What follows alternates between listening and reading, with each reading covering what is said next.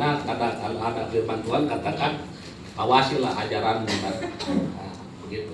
Jadi tidak hanya sekedar bicara tapi bisa itu diingat dengan baik. Ya, boleh lebih Ibu. sedikit lah Pak. Boleh lebih, Pak. Ya. Mari kita 1 Petrus 4 ayat 8 ya. Nah, mari kita baca bersama-sama. 1, 2, 3. Tetapi yang terutama, kasihilah sungguh-sungguh seorang akan yang lain, sebab kasih menutupi banyak sekali dosa.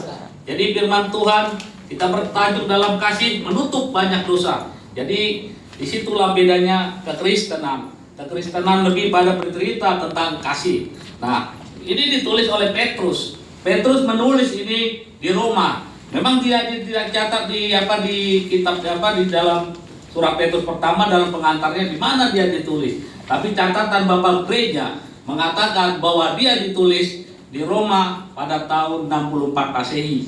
Jadi kenapa dia bisa menulis di Roma? Waktu dia menjadi kepala gereja di Yerusalem, lalu dia terjadi suksesi kepemimpinan dari Petrus, akhirnya Yakobus yang menjadi pemimpin di Yerusalem. Lalu Petrus pergi dia ke Antioquia dan langsung ke Roma. Jadi itu. Jadi cerita dari Bapak Gereja, dialah yang menulis di Roma. Bapak Ibu sekalian, menarik sekali dikatakan kasih menutupi banyak dosa. Jadi kalau kita banyak dosa, harus banyak kita mengasihi orang lain supaya menutupi dosa kita.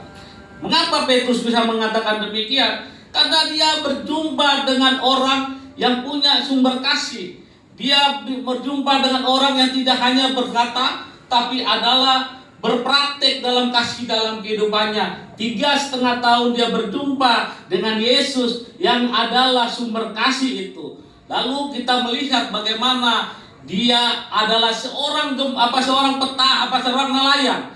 Kita tahu nelayan tidak memiliki tata bahasa yang bagus. Tuhan ambil dia menjadi muridnya. Sesuatu hal kalau dalam kalangan terpelajar, kalangan teolog berpikir, mengapa Yesus mengambil seorang nelayan? Kalau mungkin secara dikaji lagi mungkin nggak gampang untuk bisa menjawab itu dan mempertanyaan seperti itu. Itu artinya apa? Keselamatan adalah bahwa orang selamat dalam Tuhan itu adalah pilihan Tuhan. Itu adalah kedaulatan Tuhan. Sejauh apapun kita melihat bagaimana Petrus, orang yang sangat menonjol. Dia selalu mau tampil, dia ingin selalu di depan, dia ingin selalu bertanya, dia selalu apapun dalam kehidupan. Kalau kita baca kitab Injil, kita melihat aktifnya dia luar biasa.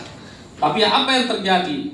Justru kita melihat Petrus ketika Yesus ditangkap, dialah yang menyangkal Yesus selama selama ayam berkokok 3 kali dia menyangkal Yesus.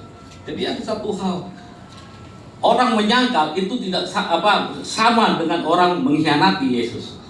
Tidak ada bedanya dengan Yudas. Menyangkal itu betapa menyakiti. Kalau kita lihat orang-orang menyangkal, bayangkan kalau kita ada sahabat kita dia menyangkal kita, dia bukan kawan saya. Wah, saya nggak kenal dia. Begitu sedih dia begitu Yesus. Tapi Yesus dia tahu.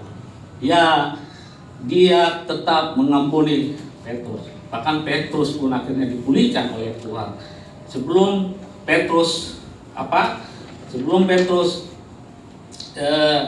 Yesus naik ke surga, dia pulihkan Petrus.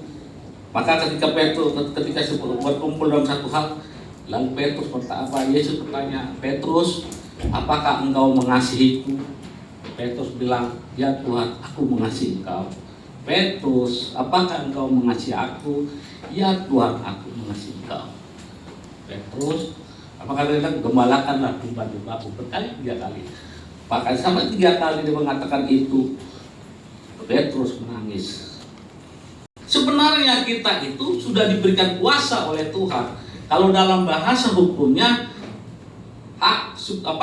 kuasa hak substitusi. Artinya kita diberikan kuasa sama seperti kayak murid-murid Tuhan. Pada saat ketika mereka diberikan kuasa sama Tuhan, Justru di situ Tuhan berbarui hidup mereka. Dan ketika Tuhan sudah pergi, justru banyak hal-hal yang mujizat Tuhan yang terjadi.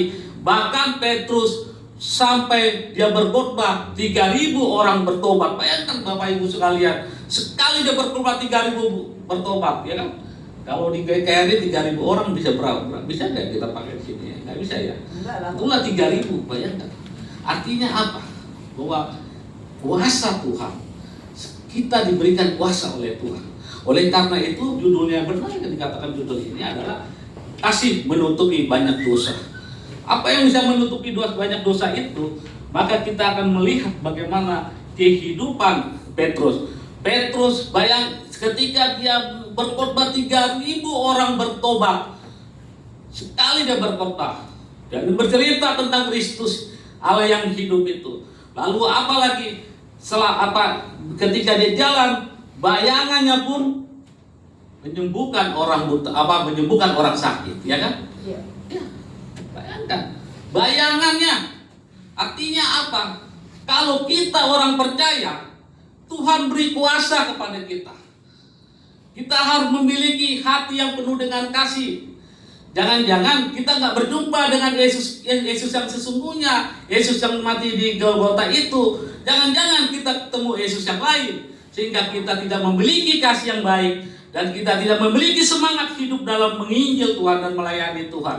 Itulah yang kita harus bisa introspeksi dari apapun dalam kasih menutupi banyak dosa yang diberikan kepada saya oleh kaum perempuan tentang khotbah hari ini. Bapak Ibu sekalian, Petrus berjumpa dengan sumber kasih itu. Oleh karena itu Bapak Ibu, mari kita berdoa terus untuk meminta supaya kita berjumpa dengan orang yang punya sumber kasih. Berapa banyak orang punya, ya kan? Kalau kita mau benar-benar, ya minta maaf. Kering mulut saya.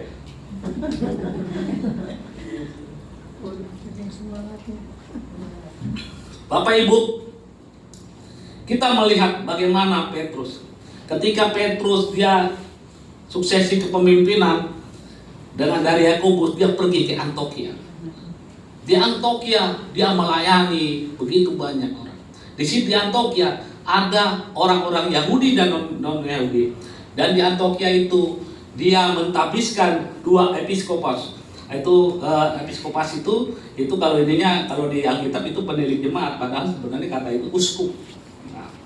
Nah, dia mentabiskan Evodius dan Ignatius.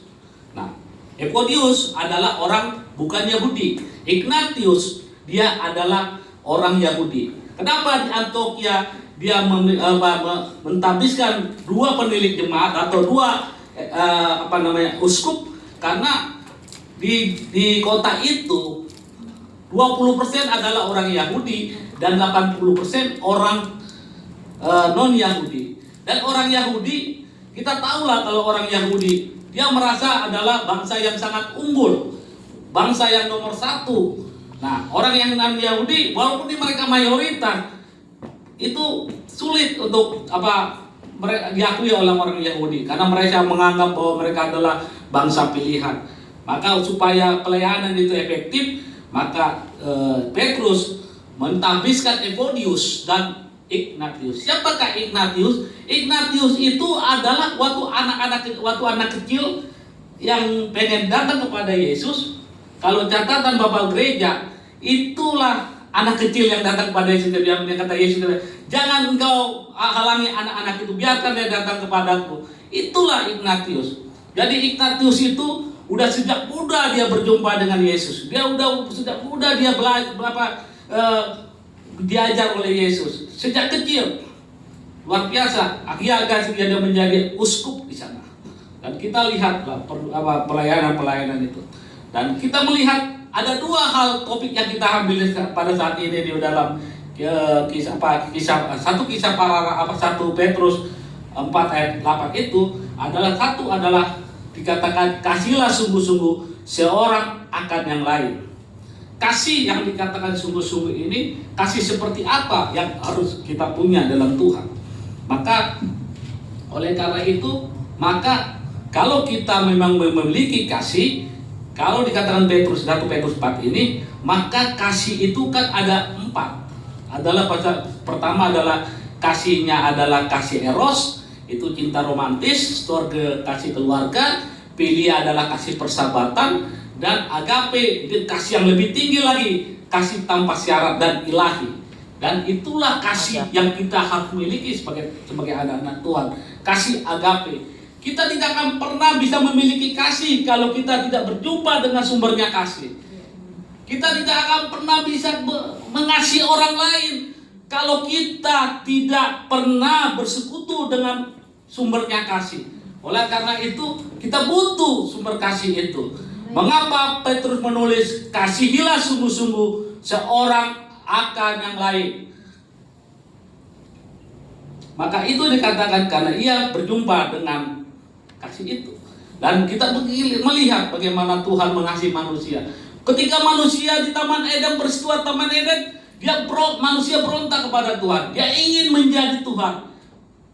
Makanya dia makan buah itu. Bukan karena makan buahnya dia jatuh ke dalam dosa, tapi pertama adalah karena dia sudah melawan Tuhan. Apa melawan Tuhan? Dia menambahkan firman Tuhan. Tuhan cuma mengatakan, jangan kau makan buah itu. Tapi datang si Hawa, dia mengatakan, jangan makan dan jangan raba. Tuhan tidak pernah mengatakan meraba. Jadi udah pertama kali Bapak Hawa mengatakan itu, dia sudah menambahkan firman Tuhan. Lalu dia lihatlah buah itu. Ketika dia menambahkan firman Tuhan, iblis katakan, sekali-kali tidak, katanya, kamu akan seperti Allah. Baru dia melihat buah itu, dia lihat indah dan sedap. Sebenarnya sebelum dia makan buah itu, dia sudah jatuh ke dalam dosa. Dan ketika dia makan buah itu adalah akibat dosa. Ngerti ya Bapak Ibu ya?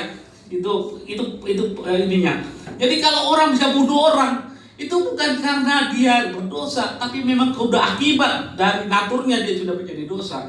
Bapak Ibu sekalian, apa yang terjadi di situ? Maka dia buang, dia mencari kemuliaan yang lain. Lalu dia mengambil semua daun-daun itu, menggambarkan apa? Bahwa banyak orang mencari keselamatan itu dengan caranya sendiri. Mungkin dengan dia berbuat baik, dengan dia melakukan amal jariah. Kalau dia pergi dengan ke panti asuhan dan lain-lain, itu dia akan selamat. Bukan seperti itu konsep keselamatan. Makanya Tuhan melihat mereka, dipotongnya lah binatang itu, dikasihlah pakaiannya kepada Adam dan Hawa, supaya apa? Supaya mereka, ketelanjangan mereka pun ditutupi oleh binatang itu. Siapakah binatang itu? Binatang itu itulah melambangkan Kristus nantinya. Makanya Yesus disebut anak domba Allah. Itu sebenarnya gambaran dari Alkitab Kejadian itu, Bapak Ibu. Nah, oleh karena itu Bapak Ibu sekalian, ketika kita berdosa, bagaimanapun, kalau kita bisa mengenal Kristus, itu semua karena anugerah Tuhan, bukan karena kita, bukan karena kesalehan kita. Karena kesalahan manusia itu seperti kain lara. Tahu kain lara Bapak Ibu?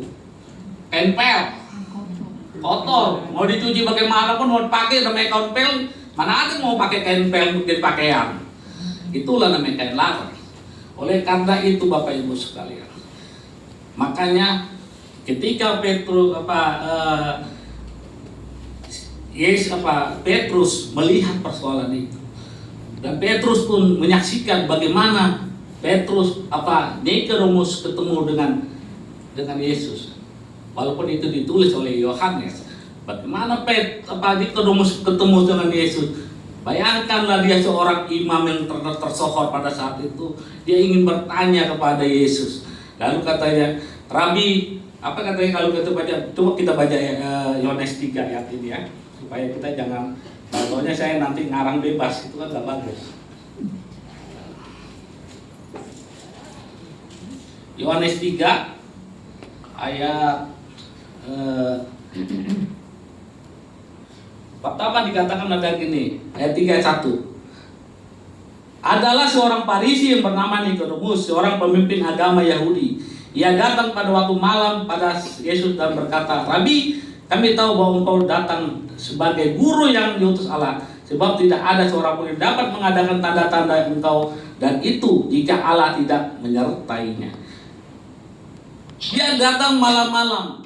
Nikodemus, kenapa ya datang malam-malam? Seperti itu apa? Seperti dia tidak mau diketahui orang lain.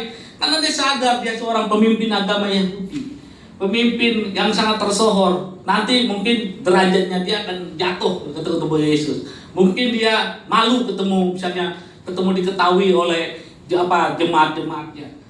Tapi di situ dia tahu bahwa Yesus adalah seorang yang guru, makanya dikatakan Rabi, kami tahu bahwa engkau datang. Kenapa dia katakan Rabi Yesus? Itu bukan bahasa yang gampang dikatakan Rabi. Rabi itu artinya bahwa Yesus adalah salah satu pengajar yang dia memiliki lisensi di dalam di rumah-rumah ibadah. Itu namanya Rabi. Jadi Yesus itu bukan gak sekolah. Yesus itu sekolah, Bapak Ibu sekalian. Makanya di umur berapa tahun itu dia gak kelihatan kan di situ. Kalau dalam tradisi orang Yahudi bahwa ada sekolah-sekolah dari umur 12, umur penyerahan, dan dia di sekolah. Maka dibilang dia rabi karena memang dia punya lisensi untuk mengajar. Jadi orang nggak gampang, biasanya di tempat-tempat rumah ibadah Yahudi bisa dia mengajar di situ. Itu bukan serta merta gampang sekali begitu kita. Karena dia juga belajar di situ. Artinya bahwa Tuhan, ya, kita anak-anak Tuhan juga kita harus belajar. Tidak boleh kita nggak belajar. Baca banyak baca firman Tuhan, cari referensi lain, cari dan kita jangan pernah tidak belajar. Seumur hidup kita harus belajar, tidak pernah pensiun untuk belajar. Yesus saja dia belajar, apalagi kita. Dari mana uangnya? Orang selalu tanya dari mana uangnya. Saya nggak pernah punya uang, tapi saya belajar dari Tuhan. Apa yang saya pelajarkan? Saya belajar tentang, pertama, Tuhan kasih saya adalah yang belajar hukum. Akhirnya saya tahu belajar hukum. Lalu saya setiap ada orang-orang susah datang, saya kasih ke dinas sosial. Saya bawa dengan dengan referensi hukum. Saya kasih itu kepada mereka. Hampir selalu dijawab permohonan saya. Kalau permohonan saya lebih dari sebulan, mereka nggak jawab, saya akan tegur dia dengan cara konstitusi terus, saya lakukan itu. Makanya kadang-kadang saya bilang, itulah kadang-kadang Tuhan merencanakan saya bisa sekolah hukum. Saya dari muda sebenarnya saya tidak mau untuk sekolah-sekolah sekuler. Saya ingin untuk pelayanan Tuhan, penginjilan. Saya ingin menjadi pendeta dari muda. Dari SMA saya sudah penginjilan kemana-mana. Itu saya lakukan. Ketika saya mau masuk, keluarga saya tidak mengizinkan saya. Saya begitu frustasi juga pada zaman itu. Tapi akhirnya itu semua rencana Tuhan. Saya bisa masuk dalam dunia, saya ngambil ilmu sosial, saya ngambil ilmu jurnalistik, saya ngambil ilmu hukum, dan terakhir saya baru ngambil teologi, dan semuanya itu Tuhan mungkin memperlengkapi supaya tidak bisa memahami apa yang terjadi di dalam kehidupan sosial kemasyarakatan ini, dan saya bisa melayani dari situ dan juga bisa menjangkau orang-orang yang bisa kita jangkau gitu. Bahkan mayoritas Muslim yang ada di dalam pelayanan saya. Kalau Bapak Ibu lihat di dalam TikTok saya, lihat Facebook saya, maupun lihat Facebook YouTube saya, di situ hampir rata-rata saya bisa kelihatan. Bahkan saya waktu pada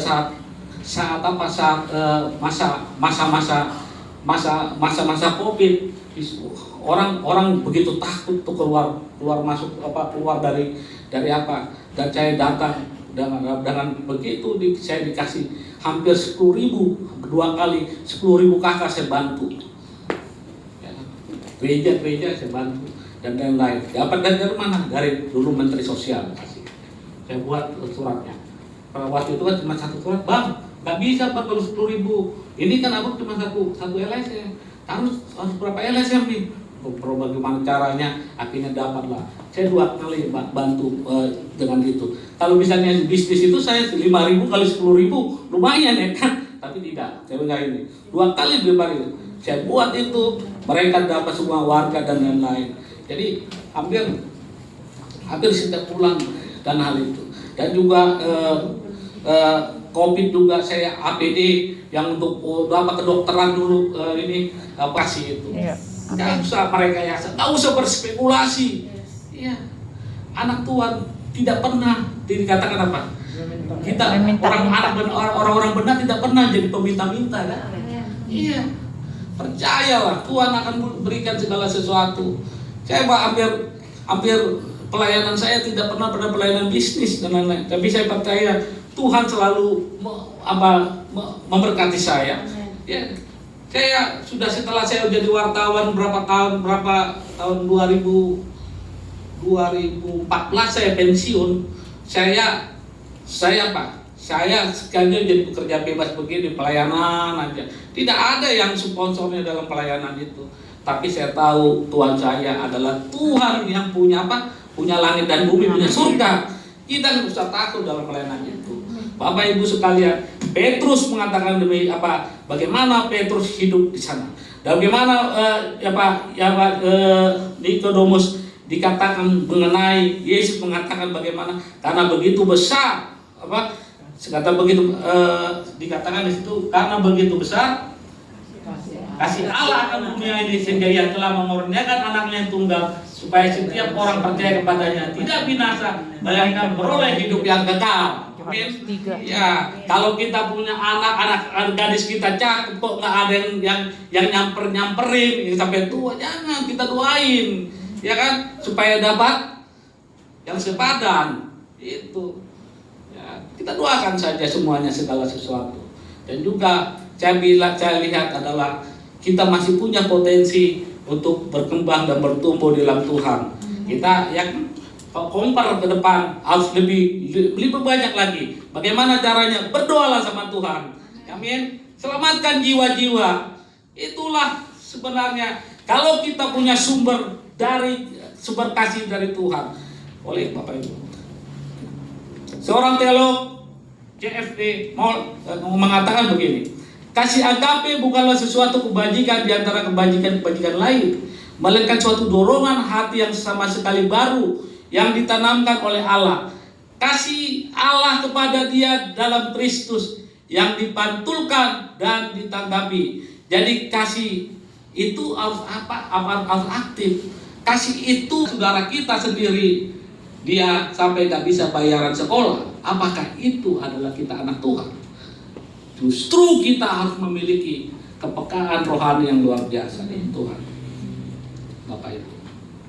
Oleh karena itu dikatakan telah diturunkan dalam hati kita kasih kita telah diturunkan kasih timbul suatu menerima jalan Allah bukan karena menjadi lebih mampu mengasihi, melainkan karena kasih Allah telah dicurahkan dalam hati kita oleh Roh Kudus.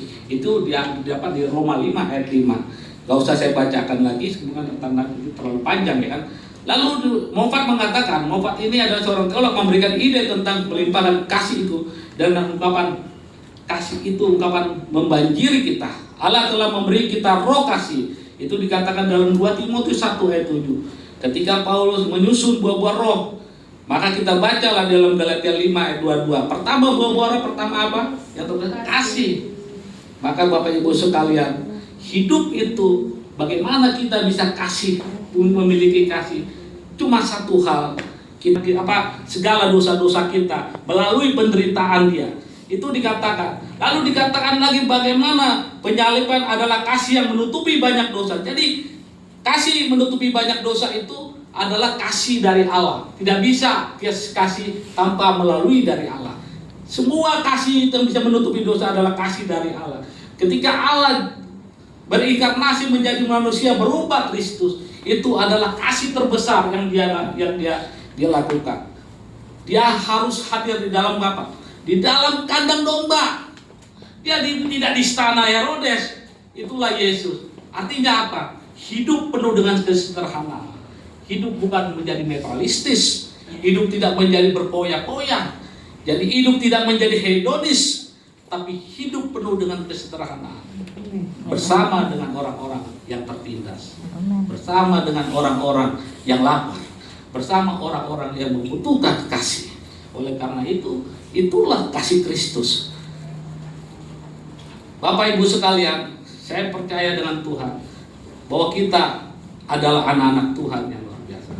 Semakin kita banyak untuk ikut dalam kebaktian, semakin banyak untuk ikut dalam doa pagi maupun dalam renungan pendalaman Alkitab, itu adalah gambaran bahwa kita adalah memiliki kasih Allah. Jangan pernah kita lalai untuk hidup bersama Tuhan, penuh dengan semangat bersama Tuhan. Amin. Kita ini kalau kata Rasul Paulus harus menjadi seperti atlet. Tahu atlet? Atlet menjadi juara kayak Muhammad Jori itu nggak gampang. Bukan sekali dia langsung jadi juara. Dari kecil dia harus latihan. Orang belum bangun di jam 4 pagi dia udah latihan, dia lari dan lain-lain.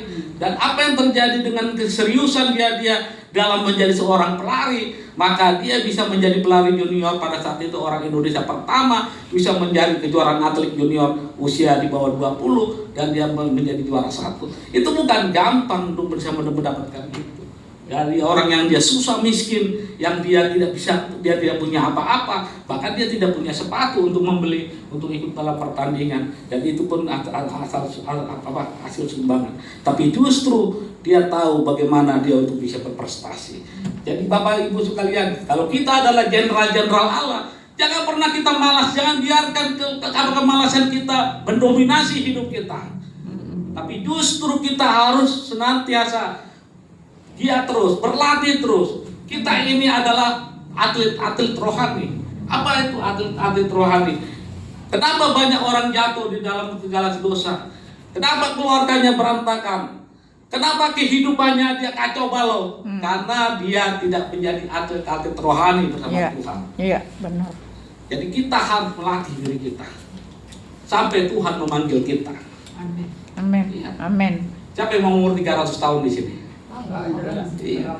Yang ada anak-anak pada kabur, bukan ada kelompok gitu. Maka orang dibatasi umurnya 70-80 tahun saja. Kalaupun dia bisa di umur dia lebih panjang, dia mengalami kesusahan. Benar. Saya punya opung umurnya 98. Justru bukan waktu datanglah cicit-cicitnya, bukan lagi cucunya lagi. Cicit-cicitnya nyanyi pun, katanya nyanyi pun, itulah kalau udah lebih tua. Jadi dia lebih kayak balita lagi. Jadi dia oleh karena itu kalau kita dipanggil Tuhan Bojo yang bernama kita baca dulu Lukas 23 ayat 47.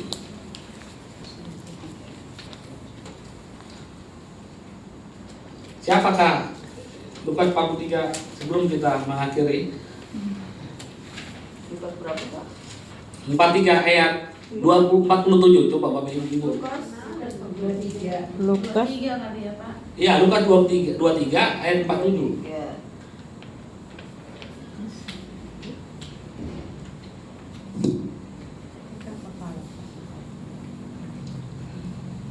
Tolong dibaca.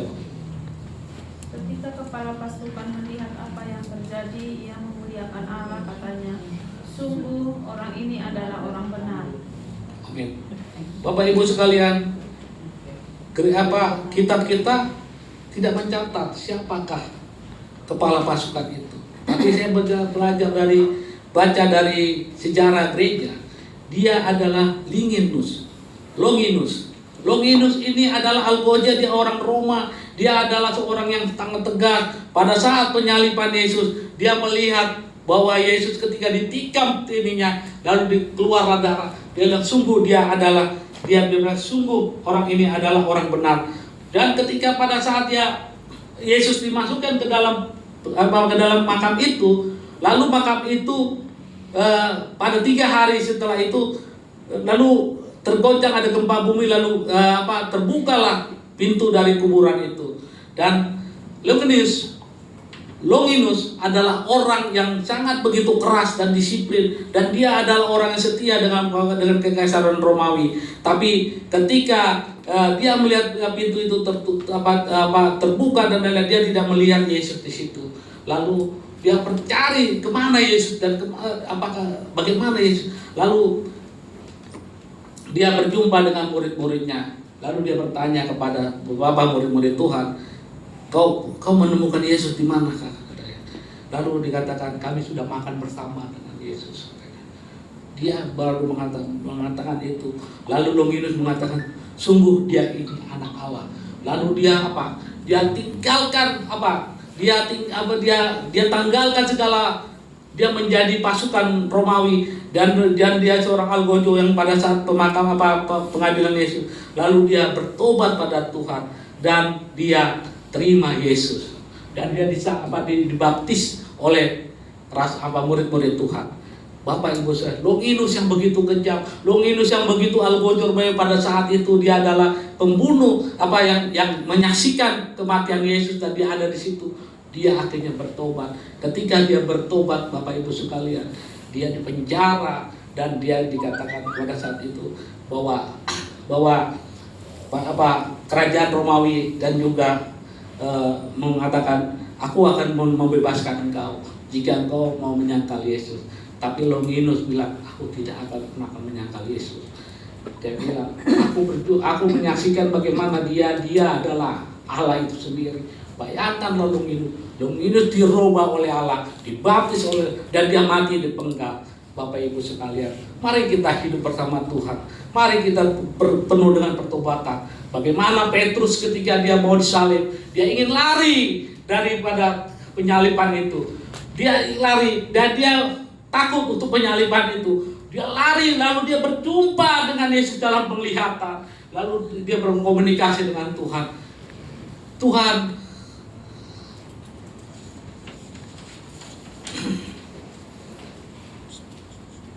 dia bilang begini. Petrus bertanya, Tuhan, mau kemana? Kupadis Domini, kata Petrus. Jawab Yesus, aku datang untuk disalibkan untuk kedua kali. Dia menangis Petrus. Dia pulang, dia pergi ke Roma dan dia disalibkan. Sebelum dia mati disalibkan, dia bilang, aku tidak layak, aku mati seperti Tuhanku. Aku ingin mati, kepalaku di bawah dan kakiku di atas. Itulah Petrus, dia mati dengan hal itu. Bapak Ibu sekalian, kalau kita berjumpa dengan Kristus, pasti kita akan menjadi militan dengan Tuhan. Aku tidak layak untuk hidup dengan kesenangan tanpa melalui Kristus. Harus kita hidup. Bapak Ibu sekalian, Petrus mati dengan cara seperti itu. Tapi satu hal yang menarik, kata John Calvin, hanya Tuhan yang mengenal miliknya. Kalau Allah sumber kasih, maka kita harus memiliki kasih. Jadi layanilah Tuhan dalam kehidupan kita dengan kasih. Datanglah ke Yesus bila kita kehilangan kasih atau kurang kasih. Tuhan hadir di dalam hidup kita dan minta kasih itu kepada Tuhan. Itulah renungan kita hari ini, Bapak Ibu sekalian. Mari kita bersama-sama dengan Tuhan. Mari kita bawa hidup kita dalam Tuhan. Mana Pak Monas? Udah kelihatan Pak Monas? Di bawah.